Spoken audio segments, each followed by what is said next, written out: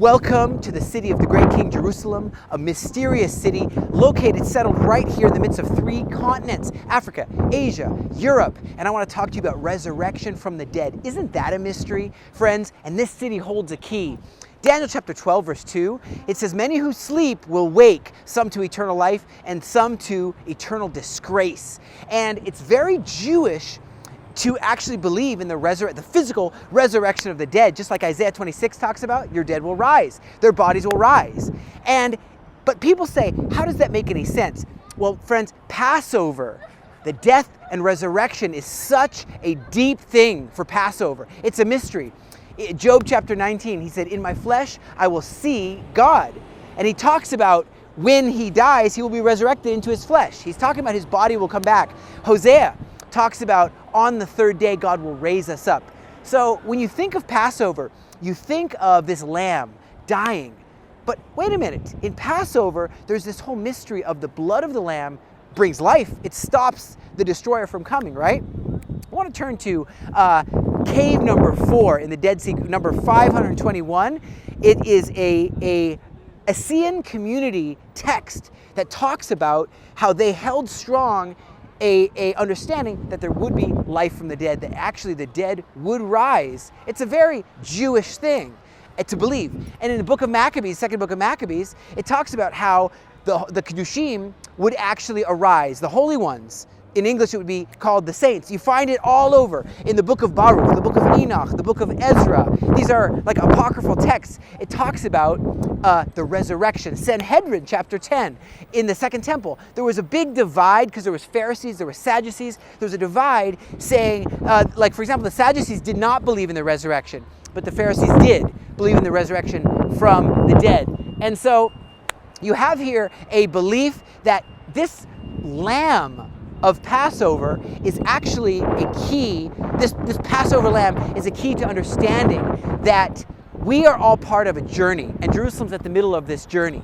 My friends, when you see this city here filled with people celebrating Passover, when you see rabbis, Orthodox, there's Arabs, there's Christians, there's all kinds of people here, I'm going to tell you what, there's going to be a time where 2 witnesses will stand here.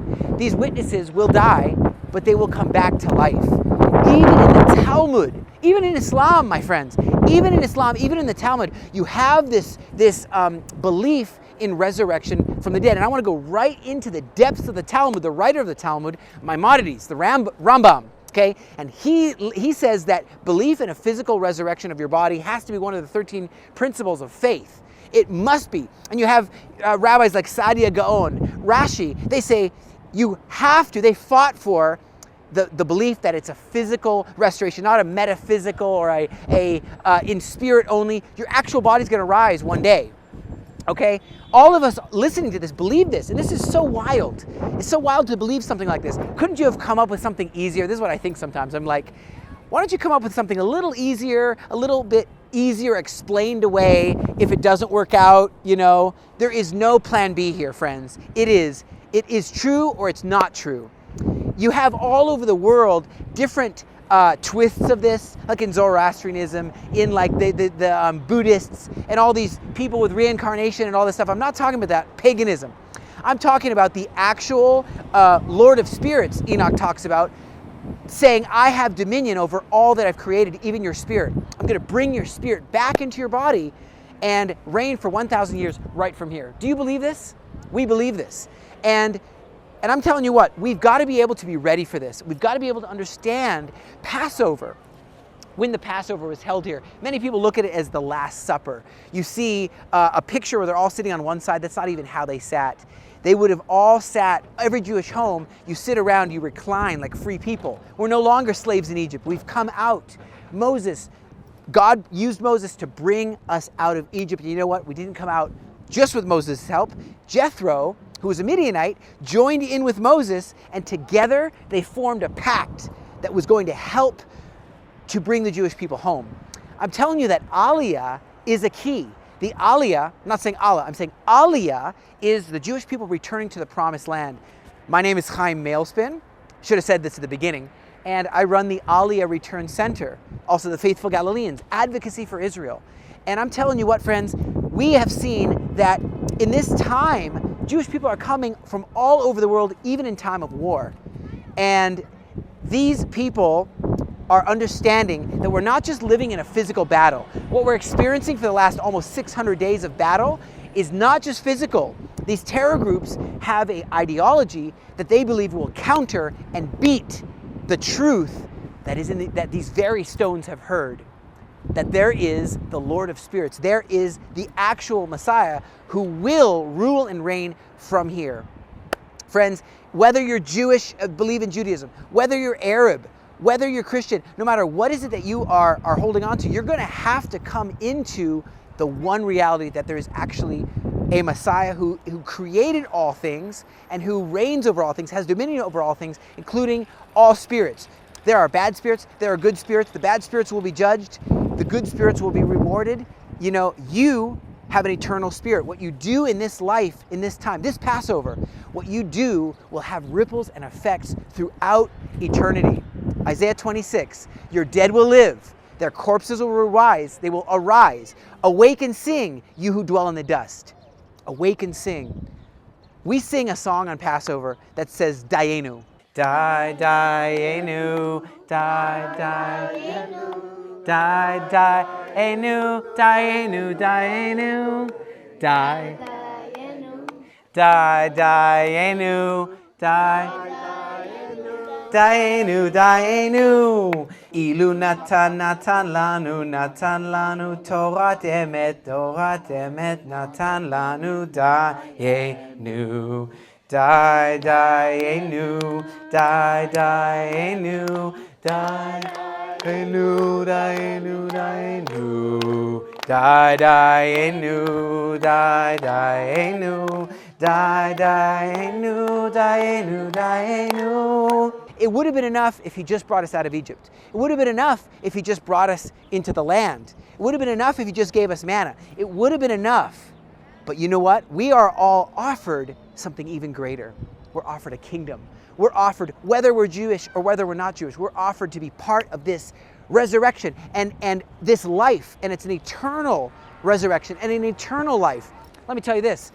Ezekiel 37 talks about dry bones. And it says it's the whole house of Israel gathered once again into the valley. I believe that's the Jordan Valley in the Galilee where I live. Gathered once again. But you know what? The flesh comes on, the skin comes on, but no life. But then God says to Ezekiel, prophesy to the breath, prophesy to the spirit. And it goes inside these that were once dead bones and they arise. When you take a shofar, what is a shofar? You know, ram's horn? What is that? And you blast through that. That is a dead bone. And you're blasting the wind, the ruach, the spirit through this. It's a symbol of what's going to happen in this very city. Do you know that in the book of Matthew, it talks about a time where the veil was torn on Passover time, and it talks about a crucifixion. It talks about a time where the actual rocks broke, the sun was darkened. It talks about a time where the actual Kedushim, the Kedushim, the holy ones, arose and walked into this city. Friends, that is the power of resurrection. Now, if you believe that you will be resurrected, if you believe in the hope, friends, we are together in this. We are together in this. And I want to believe right now for that wind to come into the dry bones, the army of Israel to arise. Friends, stand right now together because this is a time of great division. This Passover, you know, you can come out of Egypt, but has Egypt come out of you? Are you fully understand the freedoms, the authorities that you have? Go to the Dead Sea Scrolls and you see the Assyrian community. They lived and they died by this. Belief in the resurrection. Belief that they were part of it. Fragment 4Q521 talks about when the Messiah will bring peace on all the earth. That time is very soon. As a lamb that is led to the slaughter. Let's say that together. As a lamb that is led to the slaughter, he was like a lamb. So you know that throughout the year you have all kinds of sacrifices. You have turtle doves, and you have bulls, and you have rams and goats. But by far, lambs are the most.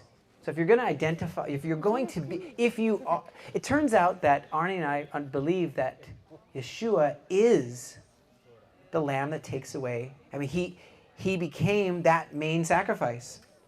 Every single day, in the morning and in the night, a lamb is sacrificed in the temple. That's like 1,093 over the year. As you celebrate Passover, or if you know a Jewish community that celebrates Passover and you want to bless them, you want to love on them, you want to stand with them, when they're dipping the bitter herbs in the salt water, that's the tears that we've endured as Jewish people for thousands of years at the hand of evil anti-Semitism, diabolical, apocalyptic persecution, pogroms, Holocaust. And we're living in a time where supernatural love will overcome those that are part of the resurrection. That's you. That's me. And together we are going to see the greatest days that ever were since the beginning of time. We are going to have the Lamb's blood over our lintels of our heart, over our homes, over our families. Pharisees thought there was a resurrection. Sadducees thought there wasn't a resurrection. Essenes thought there was. We believe there is a resurrection of the dead. Let's take a choice right now and say, I'm ready to leave. You know, Passover means crossing over. You know, Hebrews means ivri, he who has crossed over. Okay, we're crossing over this Passover. Do you know that the waters of the Red Sea parted on Passover? Do you know the waters of the Jordan River after 40 years in the desert parted on Passover? And do you know that that is a symbol of dying, going through the Jordan River, dying and raising up to new life? That is the challenge I want you to do. I don't want this Passover to pass. I don't want you to eat an unleavened matzah bread and continue with your life. I want you to say, I'm going to live an unleavened life. I'm ready to die to fear. I'm ready to die to what holds me back. I'm ready to arise. I'm ready to shine. I'm ready to stand boldly with Israel. Hey, don't be afraid even of those who would silence you. Speak up. Be like Mordecai. Stand up. Stand with Israel in this time, because this is your portion of history. You don't need a time machine to go back to another time. This is your time. And the righteous from all of history are watching what you do. The angels are watching what you do this Passover. We might not have that many Passovers left. Don't waste time. Make sure that when the destroyer comes through, you're ready and you have a message of hope that incorporates Israel at the center, and the Garden of Eden with the head of the Garden of Eden, the center of the Garden of Eden. I believe that's here. You can test me on this. You can check me on this. I believe this is the center of the Garden of Eden. If you don't have that in the center of your theology, of your life, well, what do you have? Something that's fading away? This is what is to come and what is now, the resurrection and the life. From Jerusalem, friends, I invite you to come, invite you to celebrate with us the Passover, just like we're seeing right here on the screen. Join with us and stand with us. Go to aliyahreturncenter.com and help with humanitarian aid. Go to faithfulgalileans.com and help be a voice for Israel. God bless you from Jerusalem.